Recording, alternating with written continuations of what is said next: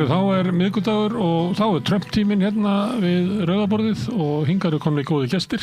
Hérna Guðmundur Auðunsson, hagfræðingur sem býr hérna í London en þú lærðir nú í Washington, í Bandaríkjunum. Og Nicole Mostis, dóttursnemi, þú ert frá Michigan. Já. Og Magnús Helgason, sakfræðingur, þú lærðir í Minnesota. Jú. Aðal fylkin í dag. Já. Og svo vona honum Ólafi Þ. Harðarsyni, prófessor hérna eftir smá stund. Ef ekki bara að byrja þá í Minnesota. Er þetta svona vika það sem að Trump að gefa eftir á þessum einhverju vikstöðum? Já, ég held að það sé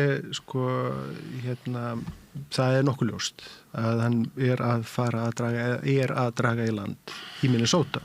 Hvort að það þýðir hann dragi land í þessum útlendingamálum svo allt önnur saga og það mjög ólíklegt að hann geri það að einhverju neinu markverðu ráði. Hann gæti hins að breytt kannski eitthvað áherslu því að það sem stendur upp úr í þessu öllu saman þetta að útlendingamálin innflytjendamálin hafa verið sá málaflokkur sem repúblikanar og Trump hafa staðið sterkast. Og þannig að jafnvel þegar að almenningsálitið var búið að snúast gegnunum eða var að snúast gegnunum í öðrum málaflokkum eins og í efnahagsmálum og tollamálin eru ekki vinsæll af þeim sem annað svona stórt mál hjá honum að þá útlendingamálin var einhverja síður málaflokkur þar sem hann hélt áfram að standa mjög en gaf samt eftir, hann bara ekki eins mikið og í einu. Nei, hann blæsur upp samt þegar það kemur upp annað en svo til dæmis þegar það hefði hæst Epstein, þá fór hann hart að Chicago og þú veist þetta nefnilega hann fæ ákveðin meðbyrði úr hans hornið og hann næ að stýra líka, það eitt sem kannski menn ekkert að sjá, hann næ að stýra þau fer inn og þau gera eitthvað, það magnust upp og þá hægt að segja, já sjáðu, það terrorist og þetta hann næ einhvern veginn að stýra meira með því að beita þessi harku. Já, en í þessu þetta, það meiri hluti kjósenda ennþá fylgjandi í prinsipinu, útlendingastefnu hans, það það að fækka innflytjendum og að reka úr landi ólöglega innflytjendur. En það framkvæmdin sem hefur mikill meirhluti almennings andsnúin því hvernig hann framkvæmdinni. En hann þarf leita annar leið til að framkvæma þetta. Já, það það sem ég segi, þetta. Hann hefur, þannig að það könnun sem var Rasmussen, nýlega könnun þessi mál sem mér mjög athyglisverð vegna þess að mitt ár 2025 að þá það bil 60% í þessari könnun eru fylgjandi því hvernig hann að taka á innflytjendamálunum. Þvert á flokka, það ekki? Af kjósendum bara heilt yfir. Sem sýnir það þannig með mikinn meiri hluta kjósenda á bakvið sig í því hvernig hann að taka á þessu máli. Málið þar sem republikan hafi verið á heimavelli, málið sem hann hefur eitt af hans aðalmálum. Og núna, eftir þetta framkvæmdina í Minnesota og í Minneapolis, að þá hefur þetta snúist við. Þannig að núna 60% ósátt við framkvæmd innflytjendamála, hvernig hann að fylgja þeim eftir. Og það það sem ég held að sé markvert í þessu þetta, að þetta sá málaflokkur, það sem hann hefur staðið sterkast, þó hann hafi stuðning fólks í því að fækka ólöglegum innflytjendum eða flytja það úr landi, að þá hefur almenningur snúist gegnum í því hvernig það framkvæmur og það þess sem ég held að það sem gerist það að hann að draga í land í Minneapolis vegna þess að hann búinn að missa stjórn á narratífinu þar. Það held ég hins að muni ekki þýða það að hann dragi land í innflytjendamálum, að það gæti þýtt það að hann breyti stefnu í því hvernig það framkvæmur. En svo hittist að hann mun halda áfram. Það bara ef þau horfa á hvernig hann takst á innflytjendamál. Það bann á 75 lönd til þess að koma inn og ég var að fletta í gegnum sem löndum, þetta staðar eins og Jamaica og Barbados, Fiji og það það þetta, það að fara hart í dómstól eftir birthright citizenship, það að draga tilbaka Title 24, það til þess að af ríkisborgar, að taka af fólk naturalized citizenship eða þessi áunnið ríkisborgarétt, hann koma frá svo mörgum vikstökum, bæði í dómstólum og svo þá þetta það sem ásýnd, það sem við sjáum. Þetta mest áberandi, það æs á götum úti. Heldur að Trump og hans fólk hafi talið að þeir gætu unnið á því með því að sína bara mjög mikla hörku? Það verður bara fréttir af því að þeir verður að fara inn í vinnustadi, teima fólk út, að það myndi leiða til vinsælda. Sko, ég held að þarna erum við komin ég held að þetta er mjög góð spurning. Því að af hverju myndi hann kjósa, eða myndu þeir kjósa að framfylgja þessari stefnu með þessum hætti? Þegar sem þú nefnir, Nicole, hann að sækja í þessum málaflokki á mörgum vígstöðum og sumt af þessu held ég að sé nokkurn veginn útilokað að hann geti komið í gegn eins og til dæmis það að afnema birthright citizen sem einfallega vegna það í stjórnarskránni. Hvort að hann getur komið náð fram einhverjum takmörkuna eða einhverju leyti, það annað mál. Ýmislegt af þessu eitthvað sem consequential, hann gæti haft stuðning fyrir og hann að ná einhverju markmið með. Það sem hann hins vegar vill og hans stuðningsmenn vilja að fækka ólöglegum innflytjendum eða innflytjendum almennt innan Bandaríkjanna og það að fara með þessari hörku gegn framkvæma stefnuna með þessari sýnilegri hörku, það þjónar þeim tilgangi að vissuleiti sem þetta, það að fæla fólk frá Bandaríkjunum og hvetja innflytjendur sem ólöglega til þess að self-deport eins og það heitir. Og það að því leiti það, maður getur sagt að það sé lógík í þessari stefnu. Það hvort hann haldi að þetta sé vænlegt til vinsælda, það finnst mér mjög sérkjælega. Það getur vel verið hins vegar þegar við reikna það sem svo að þetta myndi tala til þeirra kjósenda og fólk væri hrifið af því að sjá það að hann væri að fara fram með hörku gegn í þessu máli. Kannski hafa þær haldið að svo sé, en raunveruleikin sá að það svo ekki. Þannig að það það sem ég að segja, sem ástæðan fyrir ég held að hann muni breyta þessu stefnu vegna þess að hann sér það að hann hefur ekki meirihluta almennings á bakvið sig í því. Fólk styður það ekki að vera með grímuklædda hersveitir á götunum að skjóta óvopnaða Bandaríkjamenn. Ég held að partur af þessu líka það að þetta tiltekin aðgerð þessi harka, hún var ekki heldur áætlað að fara þar sem hún hefur farið. Að það ekki bara ICE, þetta Border Patrol og þetta ákveðin hlut af National Guard sem þeir henda þarna inn. Það engin eftirleitt yfir bara hverju það sem farið þarna úti. Það komið svona óháður rannsóknir sem koma fram að Border Patrol að það bara mörg þeirra glæpamenn og fólk sem voru sama þó að enginn hafi ætlað að einhver skotin í bíl og eitthvað að þá með því að beita svona mikil hörku þá eiginlega gefið að eitthvað svona kemur upp á.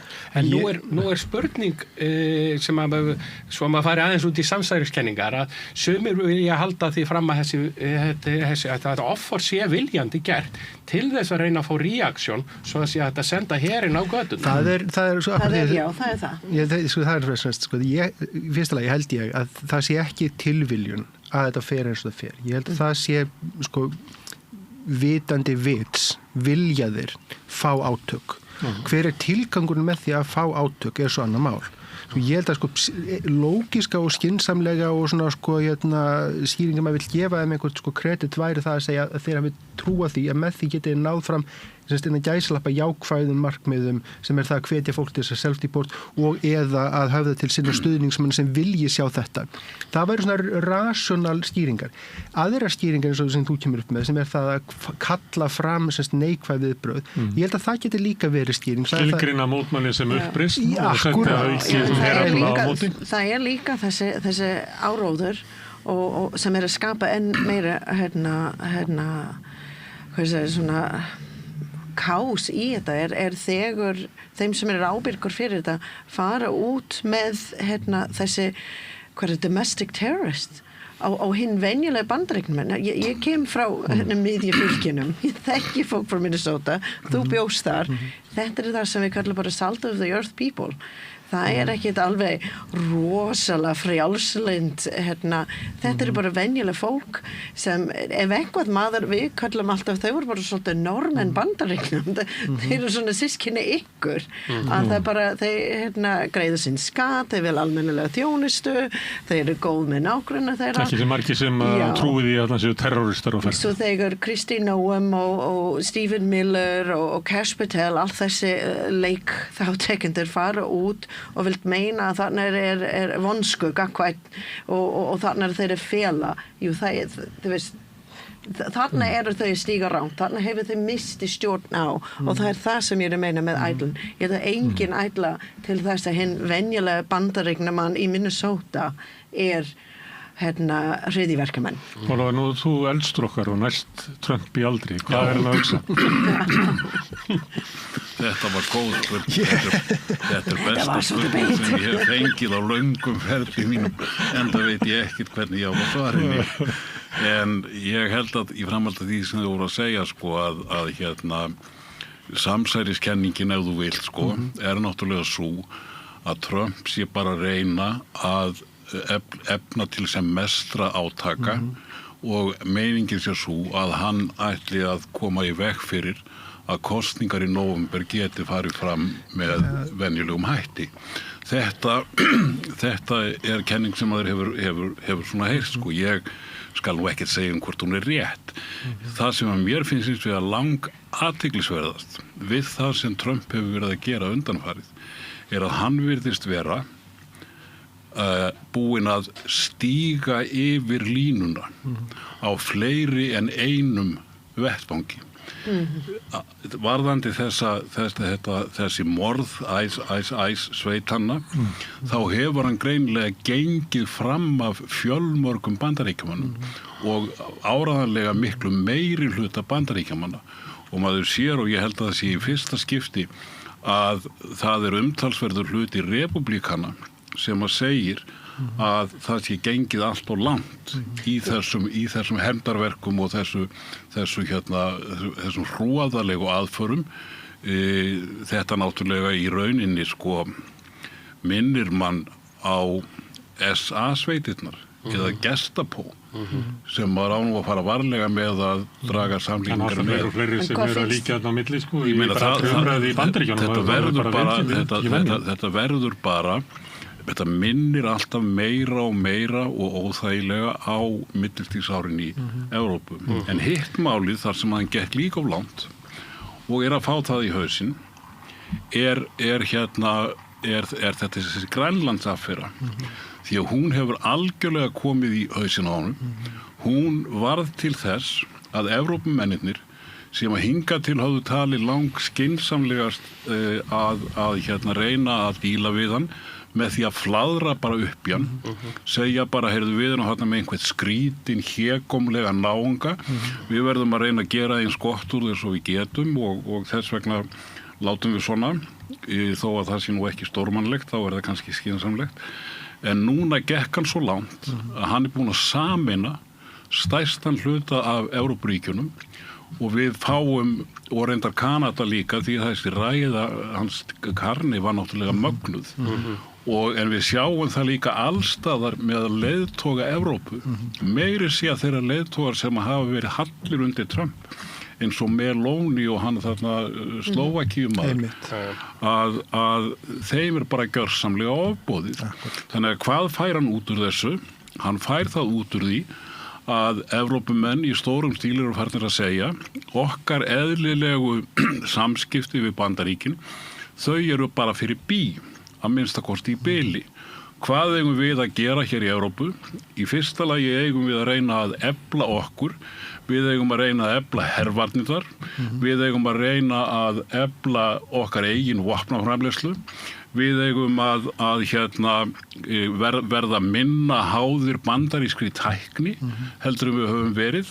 Þannig að þegar Evrópumennirnir fara að vígvæðast og Trump hélt að þá myndu þau bara kaupa þetta græjur frá Ameríku, en það bara ekki það sem þeir að gera. Auðvitað eru þeir að reyna að efla sín eigin vopnaðina og til viðbótar. Hvað eru Evrópumennirnir að gera núna? Þeir eru semja alla Kínu. Þeir eru semja alla við Kínu. Þeir eru að halla sér að Kína. Evrópusambandi með þennan risasamning, Carney nýkomið frá Kína og mér sé að Starmer þannig að þetta í rauninni allt saman. Össur kláraði það nú 2012 eða eitthvað. Já, það náttúrulega ekki að spyrja Össur. Menn varðu við þessu. Það voru þingmenn og annað sem varðu við þessu. Auðvitað, en Trump bara ansar engu. En við mættum fara eftir þessu kosningar. Það var einn í viðbrögð við Minnesota sem við finnst við megum ekki fjallum og það var það þegar dómsmálaráðherra hún Pam Bondi að hún heimtir að fá kjörskrá sem hluti af það að draga úr og við erum að sjá víða, það er þess að lögsókn eftir bara til þess að fá kjördæmi, til þess að fá ekki bara sæti, bara til þess að fá fylgjum til þess að breyta hvernig meðhöndlun og kjörskrá og kosningur eru framkvæmdur og þessi áróður í kringum þetta samliði því að það er bara að tróða og dæla penningu bara ef ég mætti segja bara vanhæfa frambjóðendum sem mun bara fylgja trölla Trump í sína vilju og þar þessi viðbrögð og það sem hann að gera hann að reyna að nota það líka til að stýra þetta og þetta var stort mínútu fyrir viku þegar þetta var partur af við skulum baka þegar þau heimtuði að fá kjörskrá. Ég held nefnilega að sko, hef verið að hlusta á podcast hjá þeim sem voru hérna á sínum tímum með 538, Nate Silver og hann, hvað heitir hann, Galen eitthvað, og það sem þeir hafi verið að segja, eða Galen var að segja í podcasti sem ég hlusta það bara í gær, er þessi spurning, er komið að vatnaskilum í bandarískri pólitík Trump búinn að gera svo mikið af mistökum að núna bara fjari jafnvel hratt undan honum. En hefur ekki oft verið á þessum tímapunkti þar sem að einhver segir þetta? Já, ég hef nú ekki heyrt það. Hvers konar vatnaskilur við tala hverju sinni, sko. Hvaða vatnaskilur við tala sko, en spurning hvort hann er að tala ég held að hann sé að tala bara að fylgi Bandaríkja manna við hann sé að hinn geti hrunið og það geti hrunið mjög hratt. En það sem að mér í varðandi þetta, þá líka má vara við því að þetta eftir að Trump tapaði fyrir Biden 2020, þá vorum við búin að afskrifa hans að það væri, nú menn fara á hraða hlaupum frá honum, það gerðist ekki.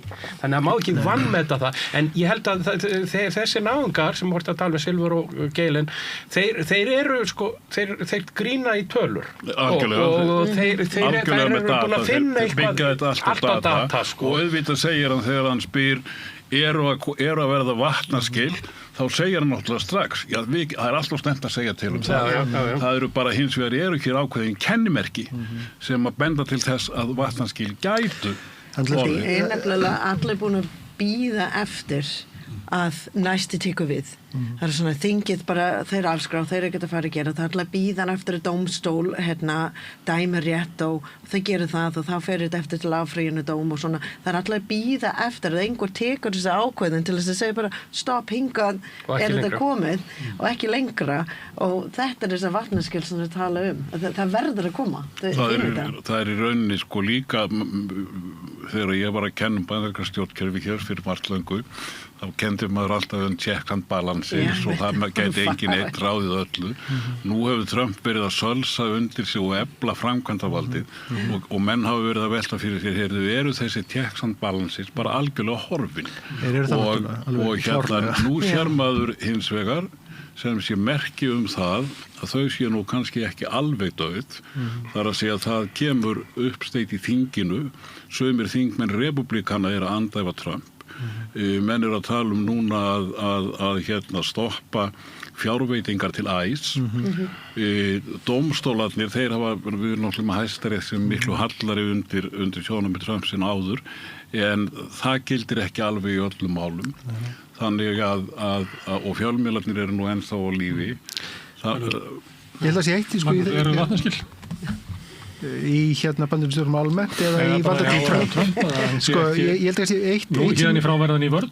Já, sko, það er náttúrulega erfitt að segja til við það og ég meina hann er, sko, karakter hans er þannig að, sko, hjá honum er sókn besta vörnum og það er, sko, kannski líka mjög mikilvægt að hafa í huga að, sko, hans, taktík hefur alltaf verið að keyra úr einu uppnámi í annað og búa til eitt uppnám til að draga athygli frá, sko, því seinasta. Nú eru allir búin að gleyma Venezuela.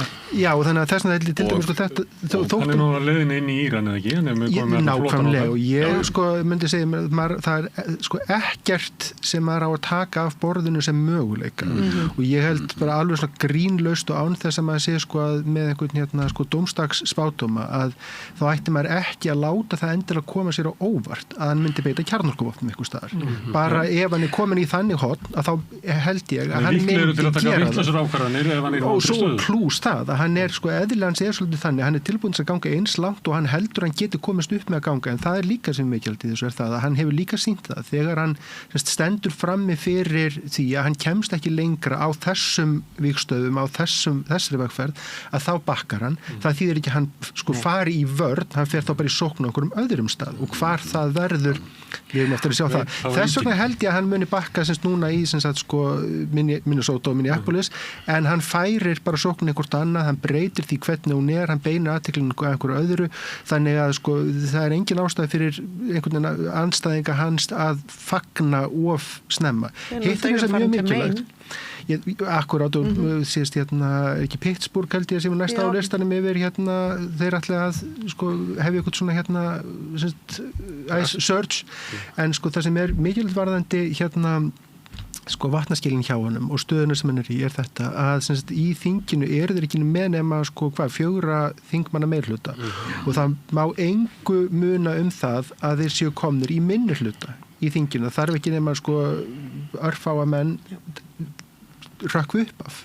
Er það að tala báðadeildirnar? Ég er að tala í fulltrúadeildinni, sko. Og þegar hann er búin að... Það er líka knappur meira hlutin í senatinu. Já, en öruggar einhver síðu, sko. Já, en það eru hins vegar nokkur decent Republicans. Svo er það reyndar. Eins og hún lýsa okkar frá Alaska. Það er ofta að fyrir að líða kostningum að þá er einhverju sem hann stýður ekki og sjá sæng sína útbreyta og þá getur orðið svona rót í hans herbúðum. En það sem punktur minni þessu er þessi að það er að koma með kjörtímabilskosningar og það eru allt útlit fyrir að þeir tapi örugglega í fulltrúadeildinni og hugsanlega jafnvel líka í öldungadeildinni, menn það er, sko, meðaltalið úr miðkjörtímabilskosningum forseta er það að þeir tapi einhverju 4 í sko senatinu og einhverjum 20-30 í fulltrúadeildinni og þetta myndi duga þeim til þess að missa meirihlutann á báðum stöðum og þá er Trump situr hann eftir sem sko einhvers svona lame duck fórseti, það er allir líkur til þess að demokratar gera aðra tilraun til þess að kalla yfir hann landsdóm og koma hann frá með þeim hætti. Þannig að sko hann er í erfiðri stöðu, skulum við segja. Og ég held að eitt af því sem skýrir það hvernig hann er að fara fram er það að hann gerir sig grein fyrir því. Hann gerir sig grein fyrir, sko, í fyrsta lagi það að það er bara tímaspursmál hvenær hann missir þau allsherjar tök sem hann hefur á öllu stjórnkerfinu. Eins og þú segir, sko, the checks and balances séu farnir, en partur af því er sá að þingið hefur verið honum auðsveift. Og það er, þingið er ekki endilega eins auðsveift eftir því sem líður, sko, nær kosningu ekki að halda þeir muni tapa næstu kosningu sérstaklega ekki, og ef þeir tapa þeim þá verður það ekki það má ekki gera lítið hangir á trausti, ef trausti fer þá er það ekki til hann hefur getað dregið það til sín núna, en ef hann verður í andróðri að þá minnkar trausti. Náttúrulega ef þú færið forsetar sem er tilbúin til þess að tróða á skítugum skónum yfir allar venjur, öll norm sem að hafa í 200 ár gilt í bandaríska stjórnkerfinu að þá náttúrulega lætur eitthvað undan. Það er að segja en það má ekki gera lítið heldur úr hvernig hann og Mitch McConnell eins og segja bara á enskar afsakið stacked the courts og núna það sem við erum að sjá að það eru dómara sem hann skipaði sem ekkert að fara í hans hag en það er að fara eftir til áfrýjunar og ég var að lesa grein ef ég mann þetta var New York Times nýlega þar sem þau voru að sýna að hann hefur 90% af hlutum sem við farið eftir í áfrýjunardómstól hefur fengið framgang. Svo þetta svona, þetta mjög mikið svona ping-pong þarna og það sem svo hættulegt þar að við megum ekki gera lítið úr því að þau taka ákveðnar sem kannski lifa lengur. Svo þó að hlutunum breytist í midterms sem bara ég held að við heimurinn að það gerist. Það hlutunum sem þarf að hreinsa til ákveðnar sem hefur verið teiknuð sem þarf að fara virkilega í og snúa tilbaka. En ég held að varðandi þetta ég held að Gunnar Smári var með koma kjarnanum, það þetta með traustið að það hefur það gersamlega búið að jarða það og ég held að ég og nú fjölskyldu svona dæmigerða demókrata fjölskyldu sem í búsett í New York þar að segja fjölskyldu konu mínar sem bandarísk og börnin mín með bandaríski ríkisborgar og hafa verið í námið þarna. Það ekki hægt að það ekki hægt að sem sé vanmeta hatrið sem að fólk í Bandaríkjunum hefur gagnvart hinum. Já. Og þetta hefur aldrei verið það hefur aldrei verið svona á national base. Það hefur kannski verið á einhverjum lokal sögulega en þetta hatur það að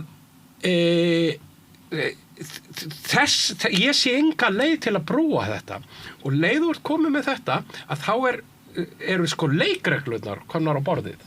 Leikreglurnar í bandaríska stjórnkerfinu eru komnar á borðið og það í raun og veru verið að búið að rífa þær upp og Trump í raun og veru bara búin að taka sér ákvarðanir hann bara ráði þessu. Og það ekki hægt að draga úr því það fólk sem ég þekki þarna hversu mikið það hatar hann og þá sem í kringum hann að ég sé þetta ekki breytast vegna þess að það við erum búin að koma fram hjá point of no return. Það ekki bara hatur á Trump. Nei, það líka að hata hver annan. Sína sem landráðamenn. Og Trump að tala það að fólk sem að mótmæla, þetta hefur aldrei verið gert áður. Það kallar það bara blanket terrorista. Ég bara venjulega minna sóttubúa. Þú veist það ég. Það var mjög athyglisvert að varðandi morðið á honum Alex Bretti að framganga ráðamanna sem voru að segja að þetta verið terrorismi og hann hefði verið vopnaður og það þýddi eiginlega að það mætti bara skjóta hann og þetta var hann vopnaður en þeir tóku reyndar af honum byssuna áður en þeir skutu hann og myrtu hann bara með köldu blóði en það sem að mér fannst athyglisvert var að National Rifle Association gerði miklar athugasemdir við þetta og fór náttúrulega að tala stjórnarskrárbundin rétt Bandaríkjamanna til þess að bera vopn og okkur kemur það náttúrulega spánst fyrir sjónir að venjulegur mótmælandi sé með skambissu í vasanum en þetta leyfilegt þetta heimilt og þetta afsakar náttúrulega á engan hans þetta morð og það reyndar líka mjög ánægjulegt varðandi þennan skelfilega atburð að við höfum alltaf skýrt dæmi það að legamaskína Trump að hún stoppuð og í rauninni vegna þess að það fullt af venjulegu fólki að taka myndbönd á staðnum og síðan eru það alvöru fjölmiðlar sem að greina þessi myndbönd í tætlur og sýna fram á að það sem að stjórnvöld að segja bara tóm lygi og venjulegt fólk það náttúrulega venjulegt fólk það sér þetta nei, samfélagið klofið eins og Guðmundur þetta skiptir einhver máli það allrangt hjá þér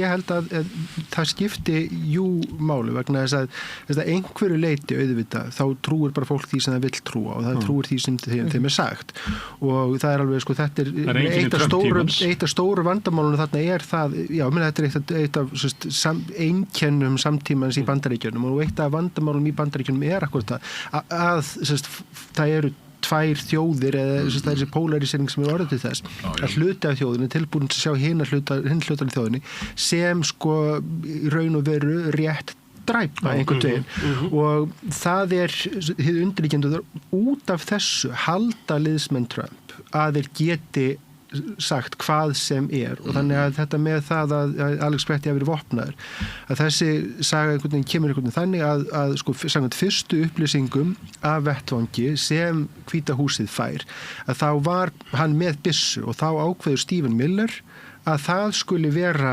sagan og narratífi frá Hvíta húsinu að þarna hafi verið vopnaður, vinstri sinnaður, hryðjuverkamaður og þess vegna sé það með einhverjum hætti réttlætanlegt að hann hafi verið tekinn af lífi af götunum og það hafi verið og með þessu þá myndu stuðningsmenn Trump, allir sem að fylgja liði hann og aðgerir hans og þetta myndi bara sigla fram hjá okkur eins og hver annar svona bara, þeir eru þessu skoðunar, hinn eru hinnar skoðunar og það breytir engu neitt, sama hvað myndirna segja.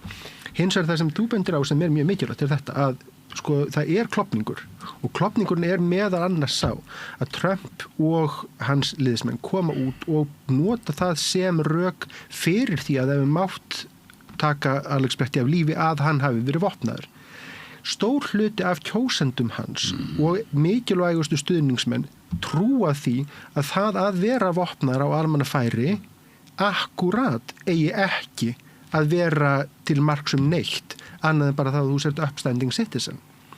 Þannig að sko mér finnst það vera mjög áhugavert. Bæði sko það sem við sjáum annars algjör vanhæfni Trump-liða í því hvernig þeir reyna að ná stjórn á narratífinu. Að þeir æða fram án þess að vita hvað í mál og hitt síðan það að Trump og hans liðar halda að það sé vænlegt til árangurs þeir eru að tala við sína liðsmenn að tala gegn grundvallar gildum þeirra sem meðalans þetta að þú megir vera vopnaður á almannafæri við mótmæli, það sé ekkert að því. Og þannig að þess vegna held ég að fólk trúir bara því sem það vill trúa upp að einhverju marki. Já. En það ég held ekki að það sé stuðningur hans sé órjúvanlegur og við sjáum það til dæmis í þessu sem ég var tala áðan sem það. Þannig erum við með mál sem hefur til þess að vera heimavöllur republikana, þeir eru að tapa á sínum heimavölli. Já. Og meiri sé hlutir republikana telja að þeir sé að ganga of lágt. En eftir eru 40% þjóðarinnar sem að svara í þessum könnunum að þeir styðji aðgerðir ríkisstjórnarinnar í innflytjendamálum. Já, en hins vegar það sem að ég var nú að anda við þig áðan var að þetta hefur náttúrulega verið þannig voðalega mikið að eiginlega allir republikanar eru bara sammála Trump. Eiginlega allir demokrater eru ósammála. Þannig að ef að þú sér tölur þar sem að kannski bara 20% republikanna eru ósammála Trump, þá eru það í sjálfu sitt allt í tíðindi. Það sprunga. Af því að 40% minni hluti. Ég hef verið að skoða Þeir ætla að halda völdum með 40%. Ég heldur horfið á þannig. Já, þeir halda kannski að geti gert og það samsæriskenningin og það sem Nicole var að tala áðan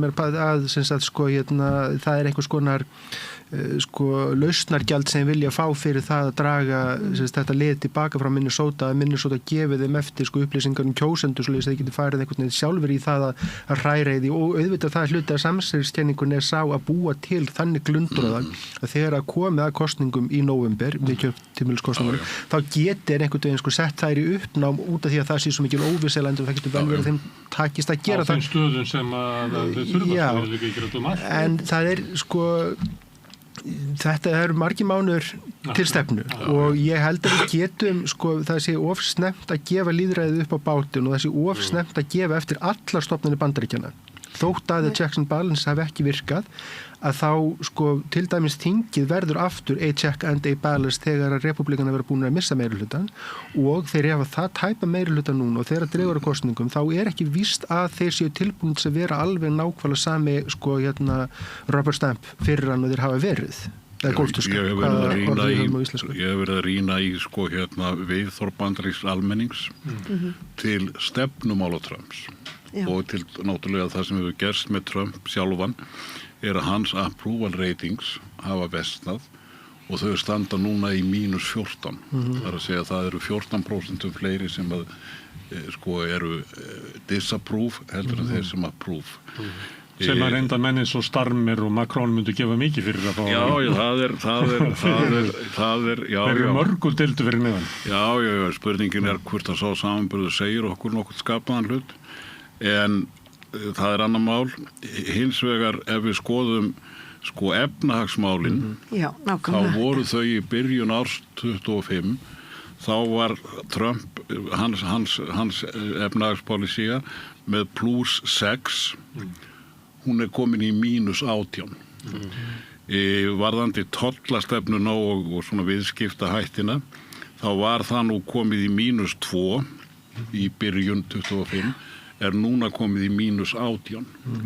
Og síðan það cost of living eða bara venjukjör, venjulegs fólks, að þau voru í ársbyrjun 25 mínus 6, núna þau mínus 29.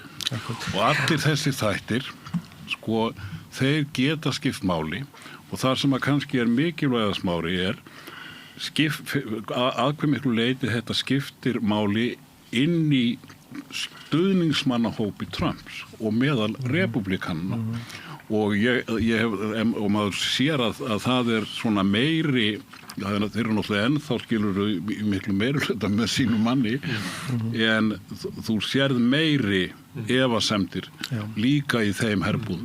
Ég held að Sást þetta bara best núna með þeir segja Obamacare, þetta þetta Medicaid, að það var bara, það var leifð nokkra republikanar sem eru í í áhættum að missa þeirra sæti, að þau fór hinum einn, svo fólk voru ekkert að missa, samt að bara helling sem misti, þetta bara að það var fyrstu svona gljúfur sem við sáum í þetta, hvað var þar allt þessi, ég var að rýna svolítið einmitt í þessi sama þættur, þetta var allt hans kostningamál að matvörukostnað myndi að fara niður, hún á rauðu, hún fer bara upp, hann lofaði bensín undir $3 eða undir $2 það og það bara $2.78 lægstur á eitthvað nokkrum stöðum sem og hvað tollin, þetta náttúrulega hann fleygja fram þessi 274 billjón held ég að hann segir að þeir hefa náð inn en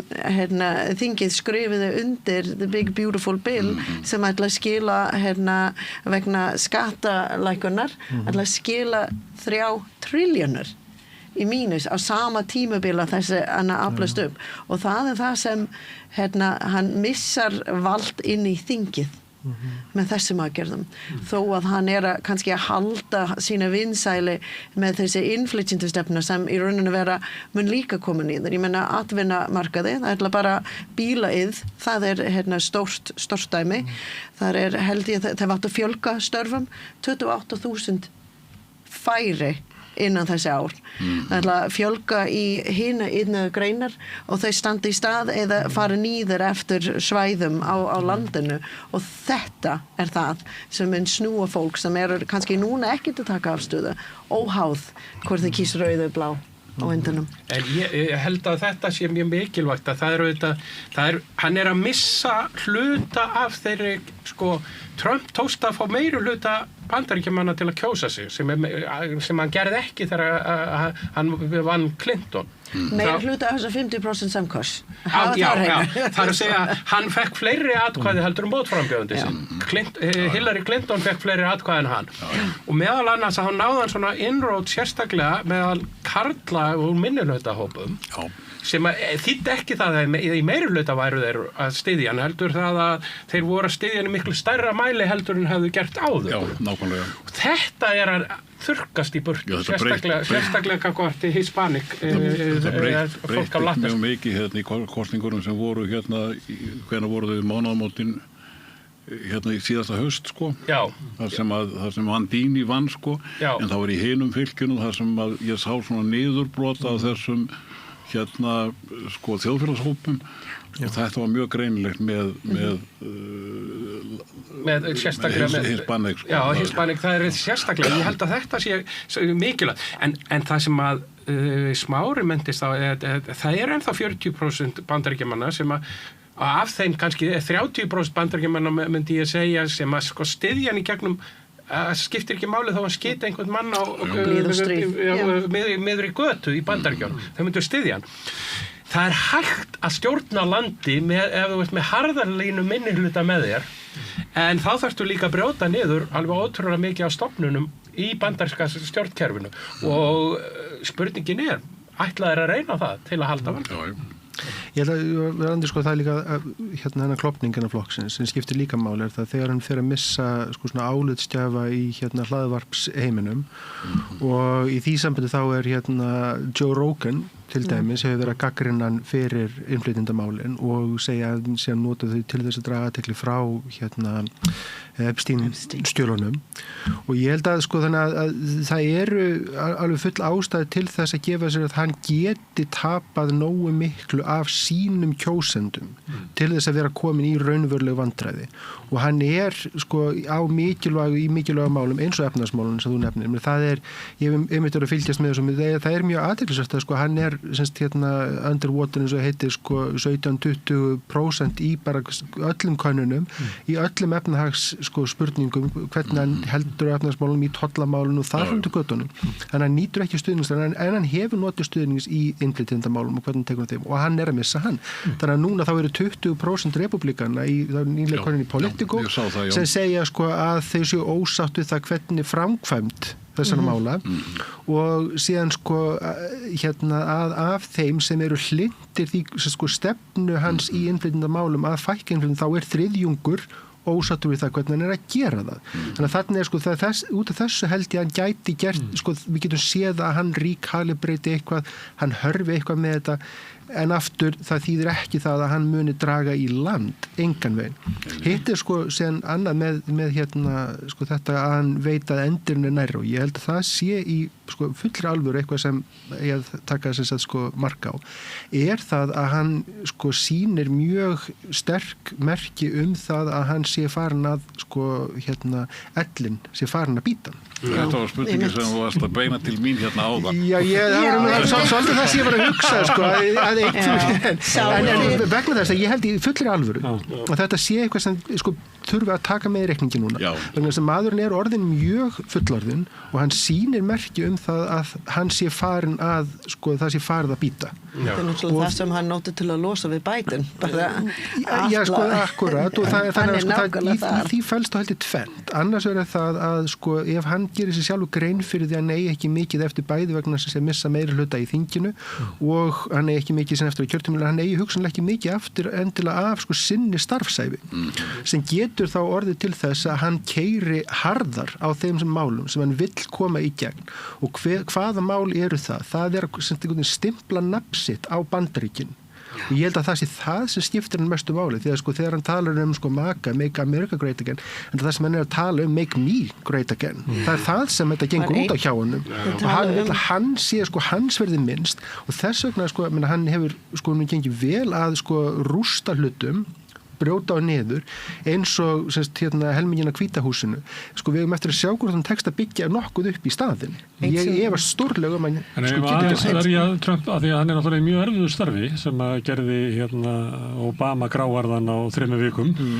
og hann fer inn í starfið þannig hann er í átökum í Grænlandi, í Venezuela, í Minnesota, í Íran hann er út allt þannig að það er ekki furða átt að Karl Rævilli sé þreyttur sko. Við skulum ekki gleyma eitt stór baróttur sem hann er í sem er mjög hættulegt fyrir Bandaríkjunum og það er með Seðlabankann hvernig hann er að fara eftir Jerome Powell þetta er ekki bara persónuleg þetta er og áhættin sem hann er að skapa með að reyna að þrýsta á meðan efnahagslutunum er svo óstabil að reyna að þrýsta á honum til þess að draga niður interest rates bara fyrir eitthvað svona tímubundin flex á verðbréfamarkaði þegar ég meina við verðum að horfa á þetta en stockmarket hún heldur sig upp vegna væntingar til gervigreind og hvað er að gerast allt þar en þetta er bara búbli sem gæti Varðir og aftur með efnahagsmálin og hlutabréfamarkaði þegar við tala það núna sko, svo er það annað til sem er mikilvægt í þessu það er það að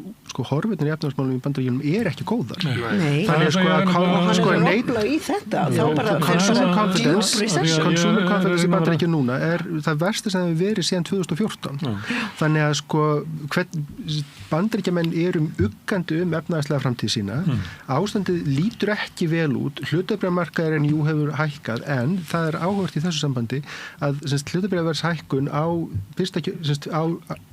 þessu fyrsta ári af þessu kjörtímabilins er minnsta á fyrsta ári kjörtímabils nokkurs Bandaríkjaforseta síðan held ég á 9. áratugnum.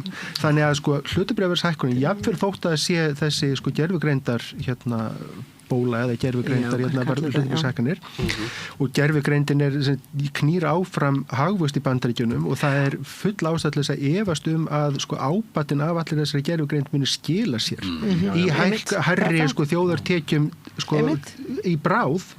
Þannig að ég held að það sé annað sem við þurfum að hafa Ég reyna að vera samviskusamur og hlusta á alla þessa, hann er nú með klukkutíma blaðamannafund á dag, þannig að ég er nú alveg að gefast upp.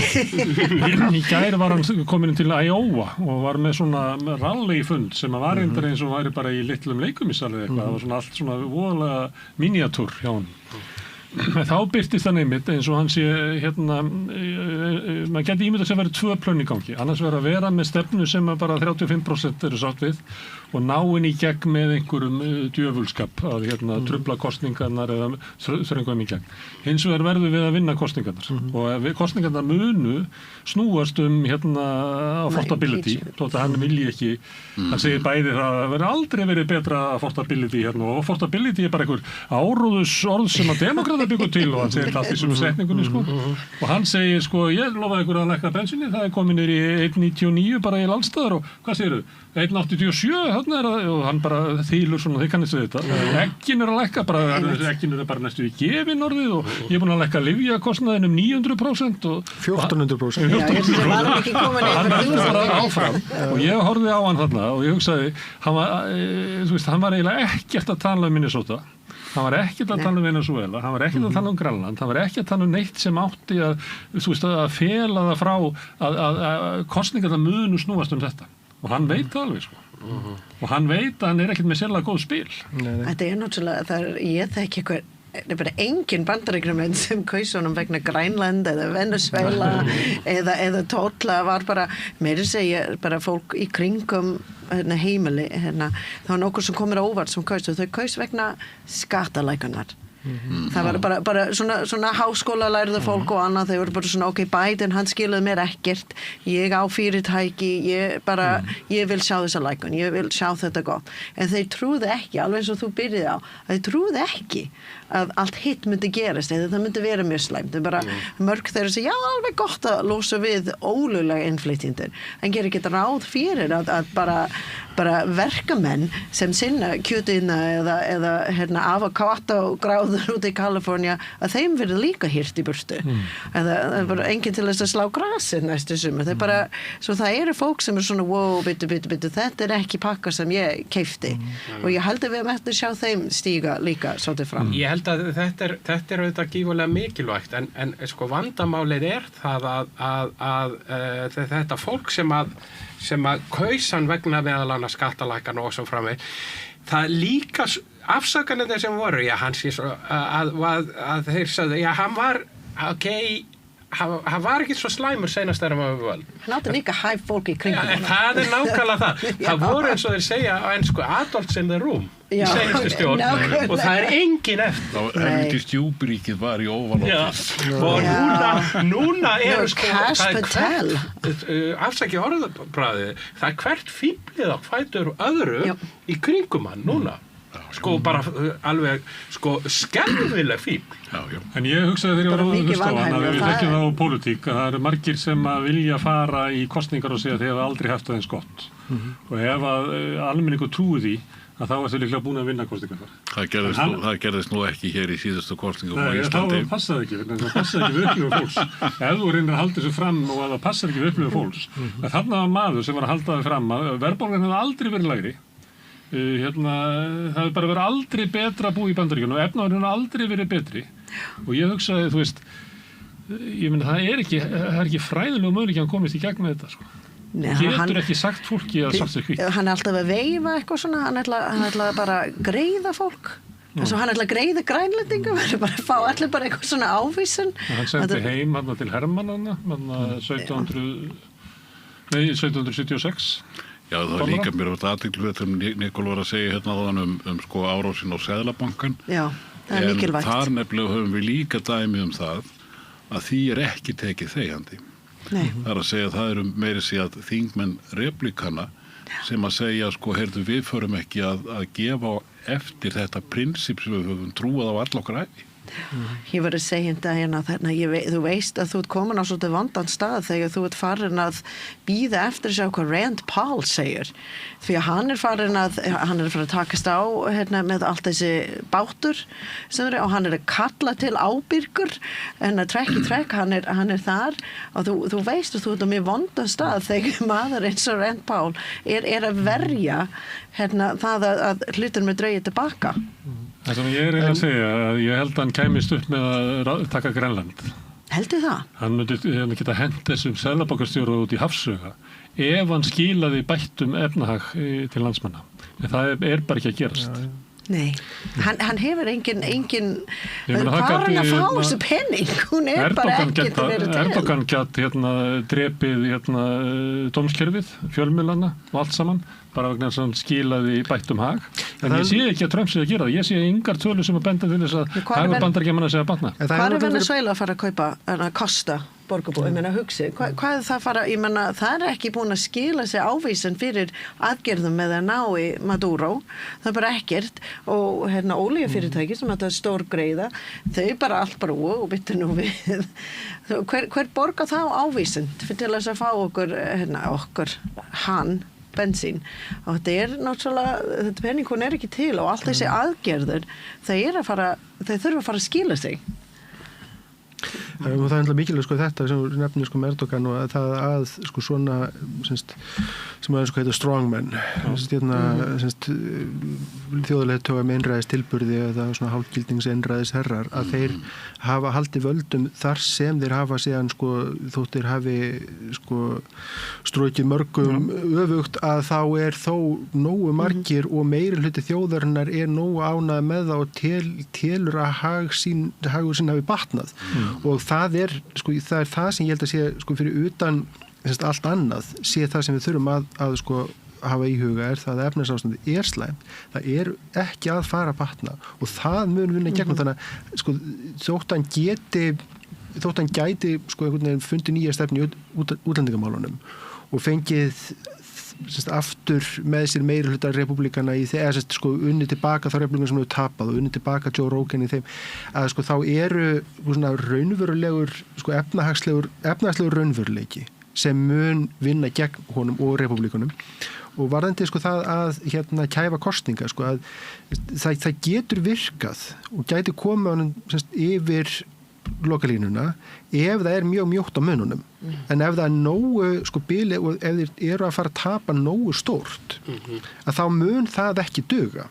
Þeir voru að segja í Texas gæti þetta hafa komið í baki á þeim þess að ríalreserv vegna þess að það var sveiflan svo mikið að það geta enda með að tapa það er líka áhugavert þessi eitt af því sem þið sáu fyrir þeir gætu haldið meirihlutanum var með því að endur tekna öll kjördæmi þessi massive gerrymandering en það þú fjölgar þingsetturinn með því að þinna út kjósendur andstæðing sem er það að dreifa þeim nógu vítt öll þín kjördæmi frekar hann að pakka og þannig hafa verið að hámarka sig upp ef sveiflan er nógu stór að þá mun það virka öfugt á þá og þeir mun stækka tapið. Þetta gerrymandering felur nefnilega í sér eins og þú vilt að segja að þú vilt vinna sem flest kjördæmi með sem minnstum mun dreifa kjósendunum þannig leifa honum að vinna með stórkostlum þar í þessum fáakjörðum þá vinnur hann með stórkostlum mun ef þú færið hins vegar sterkar sveiflu eins og Magnús er að segja að þá geta öll þessi kjördæmi þar sem ætlað er að vinna með litlum mun bara öll tapast núna þetta gerrymandering snýst þessum sætti í midterms þetta er að fá fleiri það snýst það meðfram hvað gerist í næsta forsætiskostningar og einn í Texas sem verður að gera svolítið áhugavert verður að fylgjast með þetta það er Jasmine Crockett hún þetta er auðvitað, hún missi hennar sæti hún er farin í Senate hún ætla bara að skiptum og bara setja allt í það og það er maður sem er að koma allir óvart James Taricchio eitthvað fylgist með honum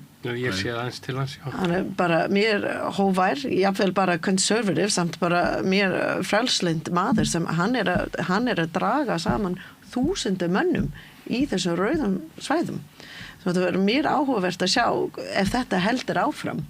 Ef hann mun draga fólk frá Trump og allt þessu vond og hann að spíla á þetta, ekkert bara efnahags. Hann talað líka þessu spillingu, því það eitthvað sem við ekki talað hérna. Alltaf pening, alltaf sem hann að þérna. Þetta alveg ótrúlegt, þið að fylgis með. Hann að græða billjónum. Hingað og þangað, ekki bara innan Bandaríkjunum, en bara hann sendir synir hans út áður en hann, þegar hann kemur til öðrum löndum og búin að græja eitthvað samningum. Þetta alveg ótrúlegt. Já, það alveg ótrúlega spilling. Það verður aldrei verið eins, allavega ekki lengi verið eins mikil spilling í kringu forsetaembættið, en ég held að þetta var þetta efnahaginn að þetta auðvitað lykilatriði. Sko, bandaríska hagkerfi að það eru efnahagsleg vandamál sem eru langtíma vandamál sem eiga sér stað og bandaríska heimsveldi í raun og veru efnahagslega á niðurleið og þetta kemur inn í það að það voðalega erfitt að eins og segja að komast upp með sko þjesnaskap og bara fasíska tilburði meðan að efnahagskerfið þetta að draga saman. Og ég held að þetta allavega ætti að geta gefið okkur ákveðna von. Svo líka annað sem að staðan í Bandaríkjunum sem að pensla svolítið yfir það að þessi antrumpíska fylking, bláa fylkingin eins og hún kallar í Bandaríkjunum, hún í raun og veru hugmyndafræðilega klofin í herðar niður. En það hatrið á Trump sem heldur menn saman. Þú ert annars vegar með fólk sem eru bara nýfrjálshyggjumenn efnahagslega og vilja bara halda áfram heimsmynd nýfrjálshyggjuna sem í raun og veru horfin en hún hangir einhvern veginn á lífi. Svo ertu með sérstaklega meðal ungsfólk sem að birtist meðal annars mjög vel í New York ertu með mjög róttæka hreyfingu sem á bandaríska mælikvarða þó teljist bara sósíaldemókratíska og okkar mælikvarða en maður sá þetta raun og veru þetta líka kynslóðaskipti. Ég sá það meðal annars í New York af ættingjum mínum eða ættingjum konunnar að sko eldri kynslóð, mín kynslóð að þeir stöddu Cuomo þó þeir væri ekki hrifin af hvernig hann hefði hegðað sér þau voru hrædd við Mandami en barnin þeirra stöddu öll Mandami. Þetta dæmigerð svona gyðingafjölskylda í New York en það algjörlega sko kynslóðaskipti algjörlega og þetta heldur áfram. Ég held að það kemur þarna sem mjög mikilvægt sem þetta að það getur fjarað undan Trump og það alveg eins líklegt að sko hann eða hans liðsmenn missi meirihlutann í þinginu og að þeir tapi sem sagt republikar næstu forsetakosningum en sko hvað kemur svo og ég held með það er bara efni í sko 2 klukkutíma viðbútt hérna sko samræðu en ég held að sko stóra atriði sem voru að koma hérna í þessu sambandi það að það vantar valkost þannig að sko Trump kemur með einhvern valkost við eitthvað sem kjósendur telja að sé ekki sko lengur sko lífvænlegt og vinstrið klofið hefur ekki vitræna valkostu Trumps borin á borð og við sjáum hvernig hann lítur út í Minneapolis núna og fólk virðist ekki vera sérstaklega hrifið af því en hvað hefur vinstri að bjóða í staðinn og það ekki ljóst. Kosningum að þeir eru að tala svona hluta makarhefingunni sem óanægt með það núna. Ef við verðum bara að fara í forsetakosningar og það verður valið á milli Trump eða segja bara Newsom heldur það að Rogan myndi ekki nota sitt afl til þess að stýða Trump, ég held það. Aftur. Því þú gæst að bara fara. Já, það sem sko stóra málið þetta að það vantar sko vitrænan eða sem sagt sko viable valkost sem meira en bara sem sagt snoppufríð manneskja í staðinn fyrir hann. Ég meina stóra ástæðan fyrir því að að Harris tapar bæði svo hún var ekki sérstaklega sko sem frambjóðandi höfða hún ekki til kjósenda og ég meina en líka það að sko svona svo heimsmynd eða sá sko sín sem hún bauð upp á var ekkit sérstaklega heillandi og demókratar hún var ekkit skýr fyrir markir það var mér mark sem ég taldi þau bara sá ekkit munur á það sem Biden gerði þetta var ekkit, þeim taldi hún var ekkit alveg að taka skýra afstöðu til hlutunum sem skipti fólk bara rosalega mikið mál að það var náttúrulega stuttar kosningar og það það sem ég heyrði frá fullt af fólki í Bandaríkjunum að þeim taldi hún var að reyna að dansa þennan línu þar sem klopningum var. Hún ætla ekki að fara nóg langt til vinstri og ætla ekki að gefa eftir að hún var að fara til hún var hægri. Það er líka þannig að hún var bara svo til óþekkt í að keppa við sterkasta vörumerki heimi. Þannig hún hafði viðsögðu það hérna mjög snemma sko bara að við getum ekki séð að hún hefði séns í þetta sko. Að því að þú veist, ef hún hefði farið í gegnum forkostningar og einhvern veginn náð að byggja upp frambúðið sitt, þá hefði mögulega gerst, sko, ég veit ekki. Sterkustu sem fólk sagði var að hún var ekki Trump. Þetta var einn bara, já, ég kýs hana veg, svo ég vil ekki Trump. Þetta var einn mjög mikið miður. Hans sigur var það að hann var ekki Trump, eða ekki? En fólk keifti bara mjög mikið það að hans heilsan var ekki góð og svo efnihag. Þannig að það er tvennt sem fór vegna sem þú horfir á hans tíð. Það var margt áunnið. Það var margt sem var í raun og veru bara tekið til mikið eftir Trump. Ef þú horfir tilbaka en efnihag, hún var ekki. Það var, sko, þó að auðvitað verðbólgan hafi marguleiti verið vegna eftirkast COVID, það sem ég held að fór verst í fólk var það að sko Biden og stjórn hans, þau komu fram og segja þetta, allar efnahagstölunar eru rosalega flottar og hagvöxtur þetta, fleiri störf hafa verið en nokkuð tíman, þetta er bara allt rosalega flott. Fólk vissi einfaldlega frá eigin vasa, þetta var ekki rétt, ekki fyrir þennan hóp sem að skipti máli í kosningunum. Og það er þess vegna sem ég held að þetta kemur til með að grafa undan Trump vegna þess að það eru takmark fyrir því að sko Biden stjórnin var að segja hálfsannleika. Þeir voru cherry pick svona ákveðna statistík sem að sýndi fram á góða. Trump lýgur bara einfaldlega. Eins og hann heldur bara fram sko staðleysum en það er fólk sér í gegnum þetta og allavega það fólk sem er með budduna, heldur utan budduna. En hann mun tapa kosningunum ef það verða haldans og maður segir eins og hann segir alltaf ef það verður kosið haust. Það segir ekki alltaf, hann sagði það tvisvar. Já, mínir talnaspekingar eru nú ekki alveg vissir það að þeir tapi midterm kosningunum þó að þeir segja allir það eru meiri líkur á því en minni. Það horfir ekki vel. En það horfir illa fyrir hann sko. Já, ég sagði að það eru sko langt í þessar kostningar. Já. Og það er margt sem getur breyst og líka þetta að það sko kálið er ekki sopið þó auðvitað sé komið og allt það sko, ég held að það sé alveg klárt mál engu að síður að útlitið er þetta að það stefnir í sko stórt tap.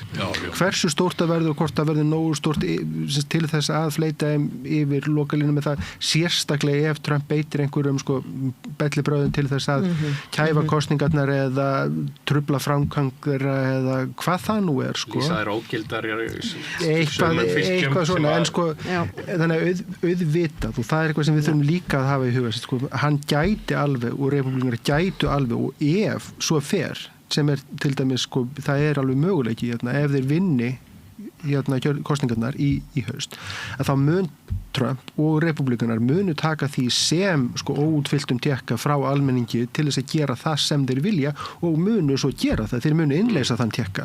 Þannig að þá erum við að horfa síðan aftur upp á einhverju allt aðra sko framtíð en við erum að horfa upp á núna. Nú setjum við komu á umræðum okkar Trump, ég býst við að Trump dagurinn okkar, Trump stundin eða hvað við þetta, Trump tímin verður líka næsta miðvikudag. Ólafur, Guðmundur, Nikól og Magnús, kærar þakkir. Takk fyrir. Við ætlum að snúa okkur að einhverju öðru hérna við Rauðaborðið, við erum alltaf reyna að skilja hana heim sem er alltaf að breytast. Næsti kafli eftir augnablik. Ég heiti Kristinn Sigmundsson og styð Samstöðina. Samstöðin er óháð sjónvarpsstöð sem fjallar þjóðfélagsmál á vandaðan og yfirvegaðan hátt. Ég skora á ykkur að styðja hana með því að gerast áskrifendur. Samstöðin er ómissandi.